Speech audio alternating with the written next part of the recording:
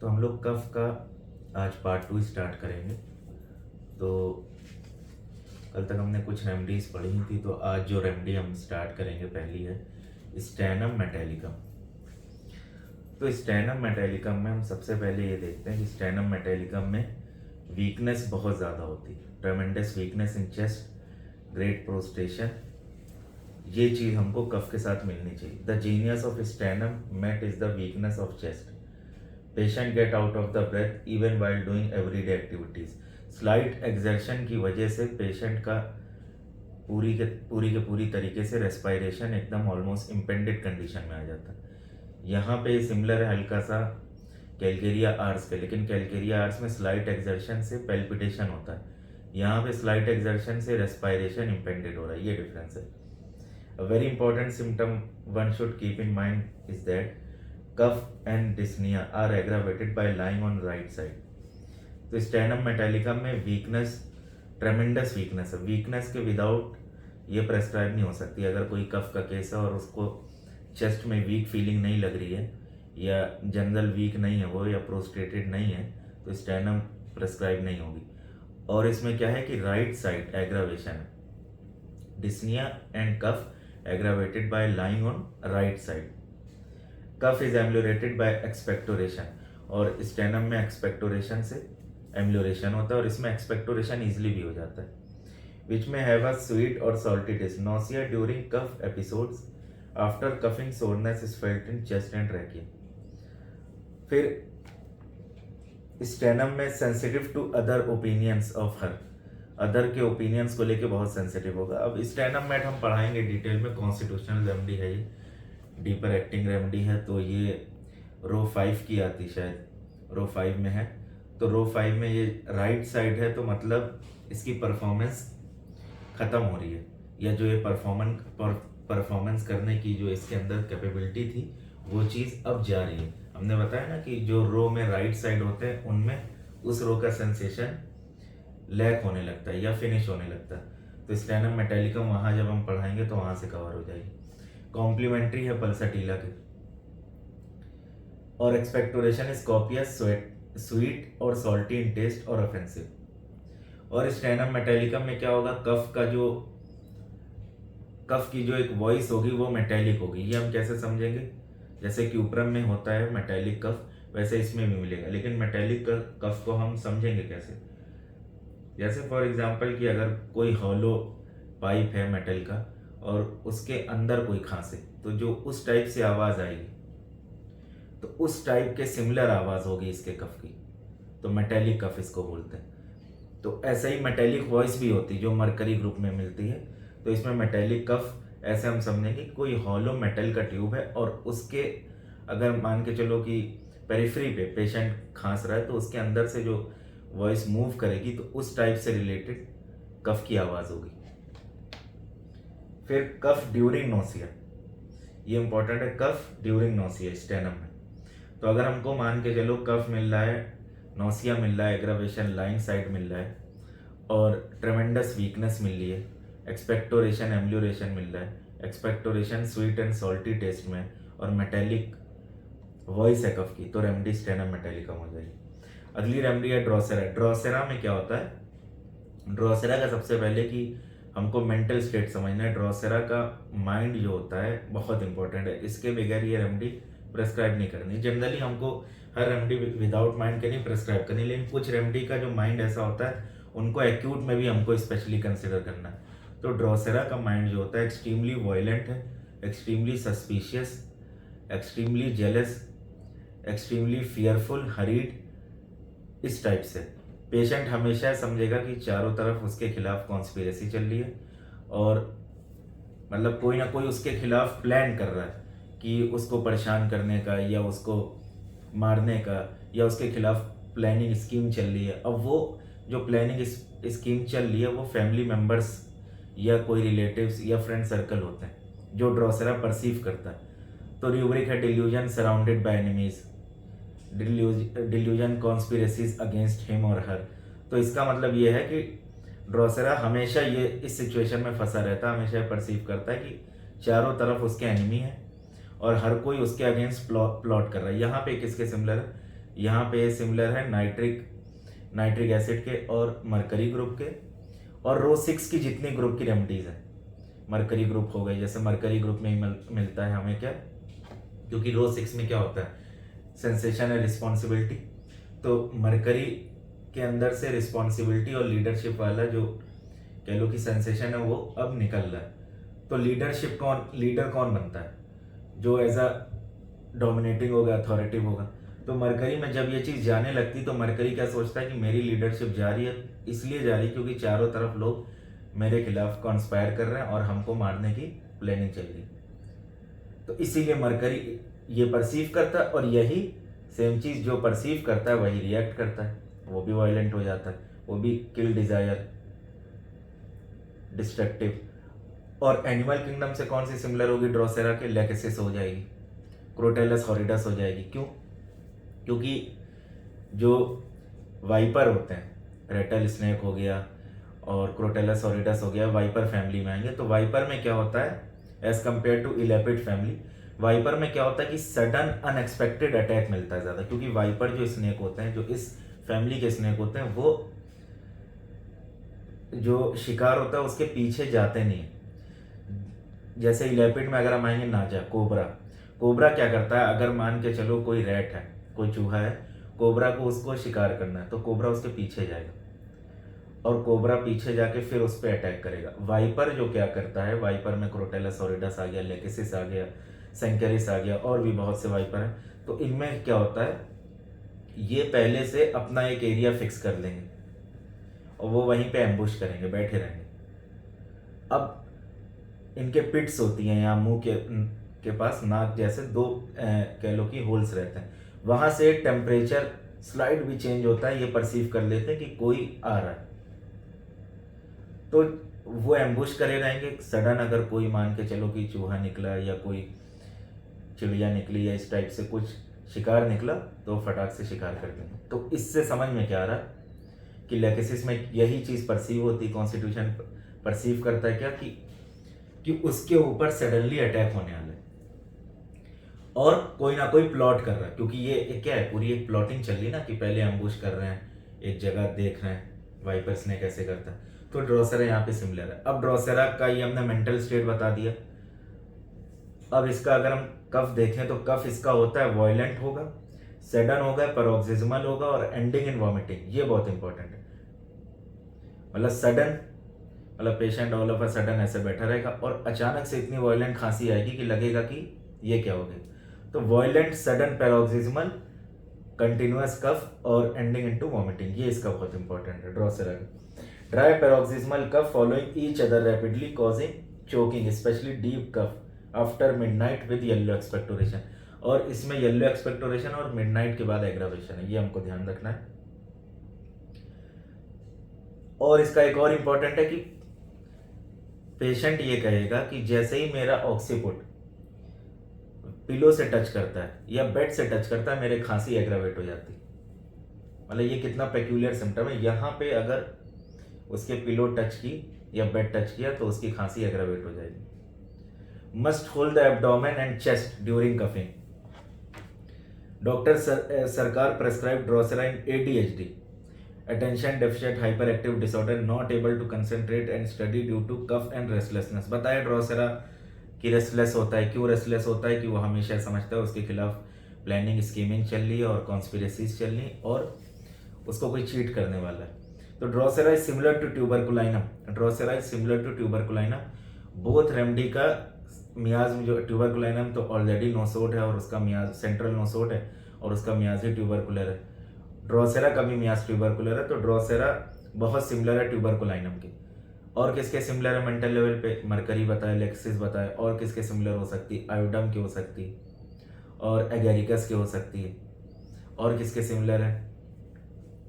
और अगर हम देखें और कौन सी जो वायलेंट ट्यूबरकुलर रेमेडीज हैं जो उनके सिमिलर हो सकती है, जो भी ट्यूबरकुलर मियाज को रेमेडी बिलोंग करेगी और प्लस वायलेंट हो तो वो ड्रोसेरा के सिमिलर होगी। ट्यूबरकुलर मियाज में क्या होता है? पेस फास्ट होती है, रेस्टलेसनेस, हाइपर एक्टिविटी, ये सारी चीज मिलती है।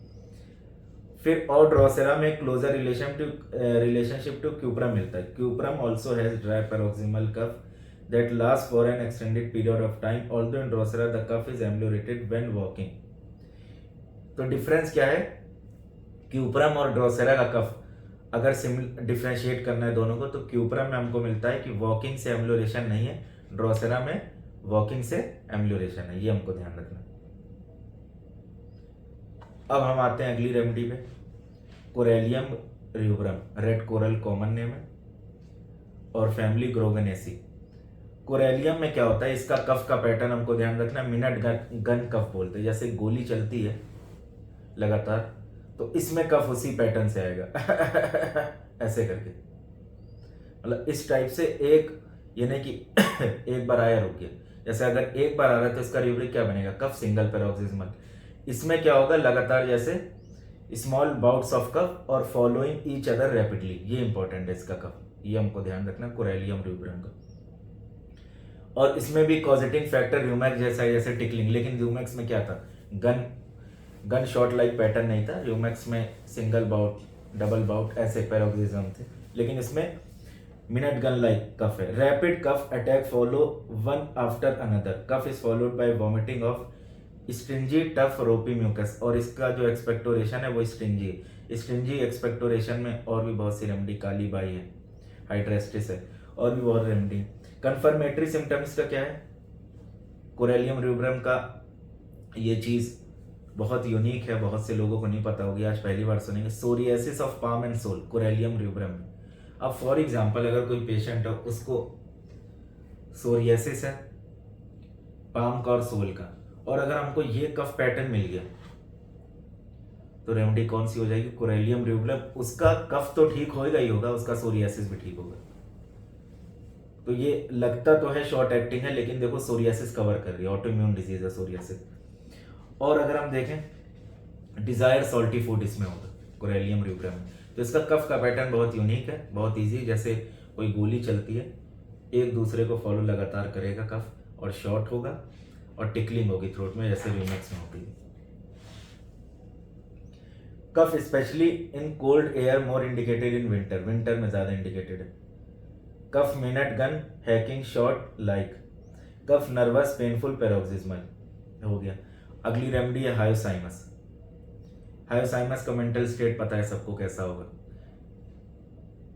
कैसा होगा mental state, delirium like state, paranoia, restlessness, suspicious, jealousy, perverted sexuality, ये सारी चीजें मिलेंगी हमको हायोसाइमस में। क्यों, जिस फैमिली की है सोलेनेसी, उसका सेंसेशन यही है। फिर आगे हम आएंगे, hyoscyamus is a dry tickling cough especially when lying down at night, worse after eating, worse after eating है, और ड्राई टीजिंग कफ है, lying down aggravation. There are dreams of frightful devils at night and religiousness in hyoscyamus. Hyoscyamus में क्या है, frightful dreams आएंगे। क्यों, Solanaceae family में क्या है सेंसेशन, सोलेनेसी फैमिली में यह है कि terror, dark, murder, ghost, spirit, ये चीज सोलेनेसी फैमिली का सेंसेशन है। ये चीज बहुत ज्यादा मिलती है, और इसी चीज पे उसकी लाइफ परसीव होती है, और इसी चीज पे उसकी लाइफ पूरी रिवॉल्व करती है। जैसे इसी फैमिली की एक्यूट मियास की रेमेडी स्टेमोनियम, कुछ दिन पहले हमने उसका रेफरेंस हमने बताया था बोरॉन पढ़ाते हुए, बोरेक्स का रेफरेंस देते हुए, रूट 2 में हमने पढ़ाया था जब, कि बोरेक्स कैसे सिमिलर है, लिथियम कार्ब कैसे सिमिलर है, फियरफुल एस्पेक्ट उसका स्टेमोनियम से। तो स्टेमोनियम में क्या होता है, sudden panic condition due to terror.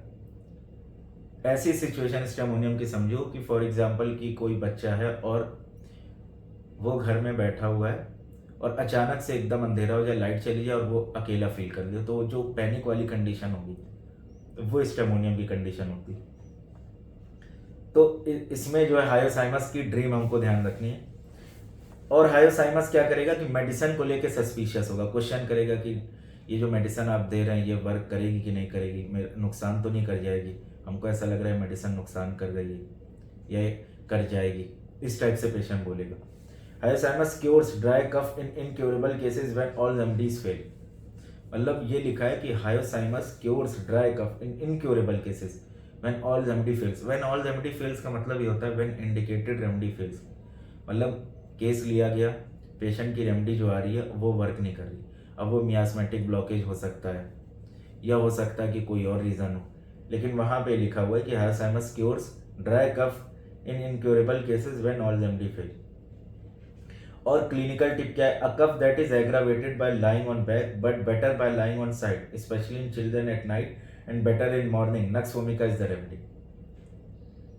और हायोसाइमस में क्या मिलेगा कि पेशेंट ये कहेगा कि रात में एग्रावेट होता है, लेटने पे जब हम लेटते हैं फ्लैट बैक के बल तो आराम मिल जाता है हमको, लेकिन जैसे ही हम साइड ऑन लेटते हैं लेफ्ट साइड या राइट साइड तो मेरे एम्ब्यूरेशन हो जाता है। यहाँ पे किसके सिमिलर है, नक्स वोमिका के। लेकिन नक्स वोमिका का माइंड ऐसा नहीं, नक्स वोमिका का माइंड इरिटेबल है, हायोसाइमस का फ्राइटफुल है, फियरफुल है, सस्पिशियस है, ये ध्यान रखना।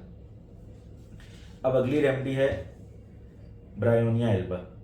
अब ब्रायोनिया एल्बा का हमने बताया कि बार बार कि ब्रायोनिया एल्बा का मेंटल स्टेट कैसा है, इरिटेबल है, ड्राइनेस मेंटल स्टेट पे है, एंग्री व्हेन क्वेश्चनड होगा, ठीक है, आंसर एवर्जन टू होगा, ड्राई कफ होगा, ड्राइनेस ऑफ म्यूकस मेम्ब्रेन होगा, डिजायर फॉर कोल्ड ड्रिंक मिल सकता है या थर्स्टलेसनेस मिल सकता है, दोनों में कोई एक चीज मिल सकती है। Bryonia cough is generally a painful and slow developing cough, it could be due to gradual pathological process of pleural irritation.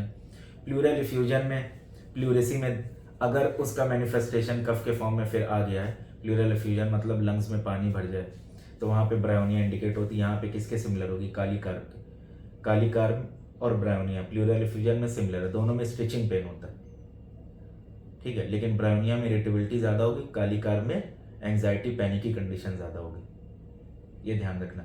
दोनों एक ही सुपर क्लास को बिलोंग करते हैं, जब हम सुपर क्लास बताएंगे तो वहां पे क्लियर हो जाएगा। फिर if there is no pain during cough, bryonia is not indicated, ये ध्यान रखना। अगर पेन नहीं है चेस्ट में या सर में, हेडेक बहुत ब्रायोनिया का कॉन्कोमिटेंट है, कंकोमिटेंट हेडेक जरूर मिलता है कफ में, अगर पेन नहीं है तो ब्रायोनिया इंडिकेट नहीं होगी, ये बात एकदम ध्यान रखनी है हमको। It is an important remedy for smokers cough and laryngitis leading to cough, laryngitis, bronchitis. अब कफ जो होता है ये चीज़ हमको समझनी, कफ एक सिम्टम है ना कि एक इटसेल्फ डिजीज है, कभी एक इटसेल्फ डिजीज भी हो सकती है। अब वो ब्रोंकाइटिस हो, किसी को ब्रोंकियोएक्टेसिस हो, लेरिंजाइटिस हो, फिर प्लूरिसी हो सकता हो, सीओपीडी हो, तो अगर ये जो हम कफ की रेमेडीज बता रहे हैं, ये इसका मतलब हमको यही नहीं है कि सिर्फ कफ में, सिंपल कफ में, अगर कफ में हमको ये सिम्टम मिल गए जो हम रेमेडीज में बता रहे हैं, उसके पीछे पैथोलॉजी कोई और भी है, तो वो भी कवर इटसेल्फ इस रेमेडी से हो जाएगी। लेकिन ये सिम्टम जो ईच रेमेडी के हम बता रहे हैं ये मैच करने चाहिए। अब the cough in these diseases is generally dry hacking with soreness of abdominal muscle, aggravated night and motion, aggravation coming into warm room, aggravation eating drinking, amelioration heat. ये हमको ध्यान रखनी है कि ब्रायोनिया का जो कफ है ड्राई है, हैकिंग है, पेन इन एब्डोमिनल मसल, एब्डोमेन में पेन होगा, चेस्ट में किस में था, नेट्रम सल्फ में था, या ब्रायोनिया में हेड में पेन होगा। और ब्रायोनिया का पेशेंट ये कहेगा कि जब हम गर्म रूम में आते हैं, ठीक है, गर्म रूम में अगर हम आ गए बाहर से तो मेरी खांसी बढ़ जाएगी, लेकिन हीट से इसको आराम है। हीट अलग है, गर्म रूम अलग है, वार्म रूम अलग है, वार्म स्लाइट हुआ, हीट उससे ज़्यादा होगी, ठीक है। तो पेशेंट ये कह सकता है, हीट का मतलब ऐसे समझ सकते हो, पेशेंट ये कहेगा खांसी आती, हमने देखा है अगर हम धूप में चले जाए मेरी खांसी में आराम मिल जाता है। और ब्रायोनिया में क्या मिलेगा, एग्रावेशन ईटिंग ड्रिंकिंग है, ये हमको ध्यान रखना है।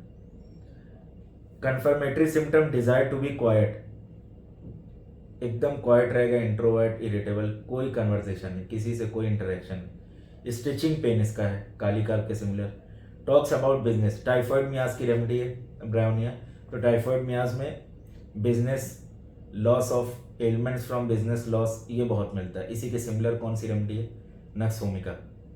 नक्स वोमिका भी क्या है, टाइफॉइड मियाज की है, उसमें भी क्या मिलता है, एलिमेंट फ्रॉम बिजनेस फेलियर। और कौन सी सिमिलर है, रेस्टॉक्स, टाइफॉइड मियाज, उसमें भी ये चीज मिलती है। फिर आगे हम आए, chest and lungs hold must, मतलब चेस्ट को पकड़ेगा खांसते समय, लाइक नेट्रम सल्फ, और भी रेमेडी है। अब स्क्विला, Squilla is one of lesser known remedies for cough. There is often stitching pain on left side under the free ribs, making it is a very important remedy for splenic cough. अगर spleen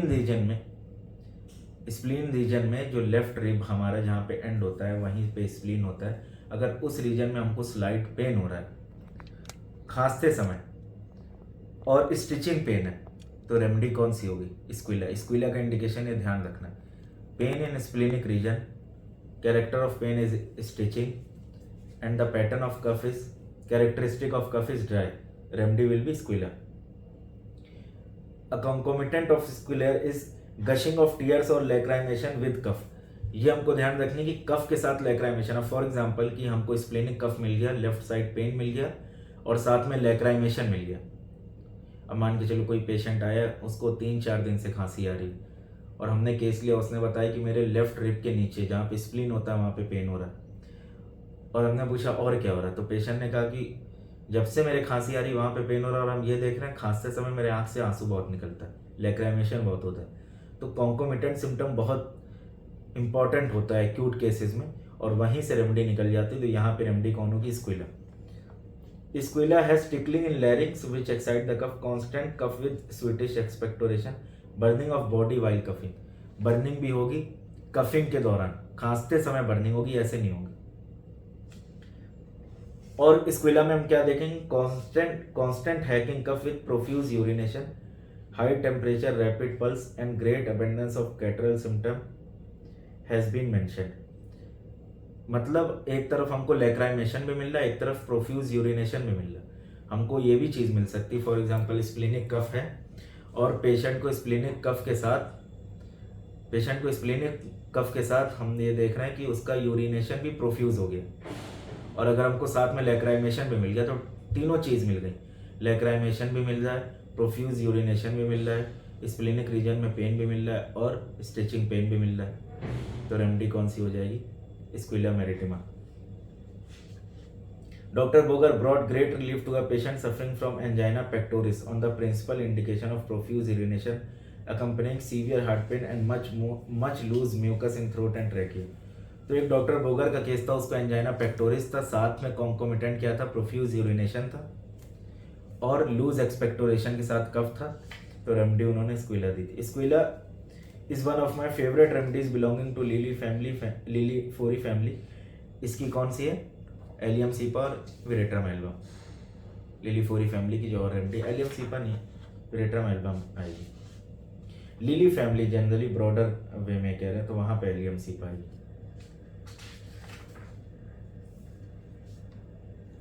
और हम देखेंगे squilla में, when a squilla child coughs he constantly rubs his eyes. हमने क्या उस दिन कहा था कि कफ में हमको ऑब्जर्वेशन बहुत ज़रूरी है। पेशेंट खांस रहा और आँख को यूं कर रहा, खांसते समय या खांसने के बाद, तो स्क्विला का चाइल्ड खांसेगा और यूं रगड़ेगा आँख, ये स्क्विला का इंडिकेशन एक और होगा। Sneezing with cough, justicia has loss of smell with cough, cough taste is sweet, metallic cuprum, salty stannum, sweetish phellandrium. Cuprum में मेटेलिक टेस्ट था, स्टेनम में सॉल्टी था और स्क्विला में क्या है? स्वीटिश है। ये हमको ध्यान रखना है। अब एक और रेमेडी देखते हैं, काली म्यूर। काली म्यूर में क्या होता है? काली म्यूर का हमको जितना भी देखना है, एक्सपेक्टोरेशन टफ होगा, प्लास्टिक एक्सुडेशन लाइक, मतलब कि एकदम थिक होगा और वाइटिश होगा। फॉल्स मेम्ब्रेन दिखेंगे, अगर हम टंग का एग्जामिनेशन करेंगे वहाँ पे हमको फॉल्स मेम्ब्रेन दिखेंगे। False membrane in the sense वहाँ पे हमको कोटेड कवरिंग दिखेंगे, ठीक है। तो ये हमको काली म्यूर का ध्यान रखना है कि वाइटिश कवरिंग फॉल्स मेम्ब्रेन होगा, ये चीज़ हो गई, प्लस एक्सपेक्टोरेशन जो होगा वो वाइट होगा, टिनेशियस होगा। तो काली mur is indicated in cough and the secretion are whitish with lot of mucus and rattling in chest, white tongue. The कंकोमिटेंट to look for in Kali mur is cough with itching in anus. कितना peculiar, मतलब beauty देखो कि कफ के साथ etching है anus में। मतलब patient कह रहा है कि खांसी आती है या जब से खांसी आ रही मेरे रेक्टम रीजन में इचिंग बहुत ज़्यादा हो रही। Often kali mur cough is associated with gastric और liver symptom. Kali mur is frequently use as a biochemic tissue salt in 6x potency. तो यहाँ पे हमको क्या देखना है? बर्साइटिस ऑफ नी हो गया, ये भी की नोट है इसका, वाइट कोटेड टंग हो गई। लेकिन जो सबसे इंपॉर्टेंट इसका क्या है कि हमने डिस्चार्ज बताया, फॉल्स मेम्ब्रेन बताया और plus cough with itching in anus, ये हमको ध्यान रखना है। तो ये काली म्यूर का इंडिकेशन है कफ में।